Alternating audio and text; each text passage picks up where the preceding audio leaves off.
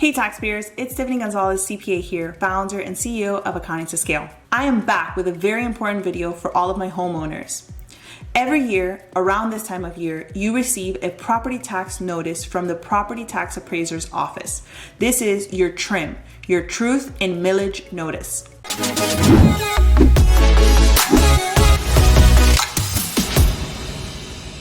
Taxpayers have previously expressed to me how difficult it is to read and understand these notices. On the top right, it says, "Do not pay. This is not a bill." And many times, taxpayers believe because it says that, they can just ignore it.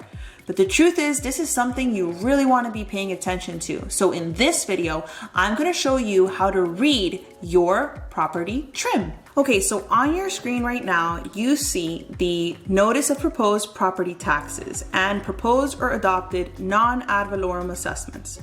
Basically, what the purpose of this notice is to tell you, hey, here was the property taxes you paid last year, and here are the possible property taxes you could be paying depending on whether if we approve the budget or if we don't approve the budget. And if we approve our current budget, it could be this, and if we don't approve our budget, it could be that. This document basically helps you plan to see how much your property taxes are going to go up or down by. If you don't agree with the value that the property appraiser is assessing, you can actually file an appeal. And there is an entire process in which you can do that. Typically, when this notice comes in, it has some sort of documentation on how to go about that. But we're not going to talk about that for the purpose of this video. We're just going to talk about how to read something like this. So looking at the top section, your name will be listed here, your property address will be listed here, the legal description, and the folio. The folio number is basically the assigned number of your property at the Miami-Dade Property Appraiser Office. As we make our way down to the middle section, we have the taxing authorities. So basically, you have Miami-Dade County is taxing you, Public Schools is taxing you, Water Management is taxing you, an independent district is taxing you, and then there are voter-approved debt repayments. These are things that you may have voted on during voting time that the county was allowed and approved to take debt on, and as taxpayers, we pay the interest and debt for that. So looking at column 1 for this particular property, it appears that the taxable value was either $256K or $281K. An important note here is that you get different exemptions, right? Your homestead exemption, or maybe if you're an elderly person, you get a special exemption for being older. The exemptions apply to different types of taxing authorities, and many times the public school taxing authority does not allow you to take some of those exemptions. Essentially, they want you to pay as much as possible because they need to fund the education of our children and public schools. That is why when you look at this TRIM, you'll typically notice that these values are higher, 281K, versus the values of other taxing authorities, which are 256K. In column 2, you'll see last year's tax rate. These are the rates per $1,000 that they charge for this particular taxing authority. You'll also see what were the property taxes you paid last year in each section. So looking at this example, this person paid $1,195.05 to Miami-Dade County countywide budget. And that makes up a large portion of the total they paid, which was $5,632 for the year in property taxes. Now, let's look at the next section to the right, which is column 3. This is the amount that the property appraiser has chosen to value as the current taxable value of this property. You can see that the value has gone up from the original amount in column 1 being $256,000 to the new amount in column 3 being $260,000.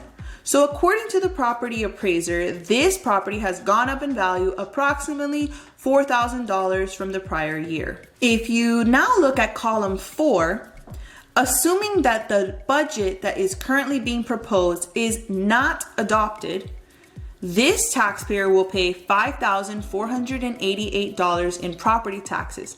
That means their property taxes will actually go down. In column 5, this assumes that the proposed budget is adopted. And should it be adopted, the total property taxes that this taxpayer will pay will be $5,709, which means that this taxpayer will actually pay more in property taxes.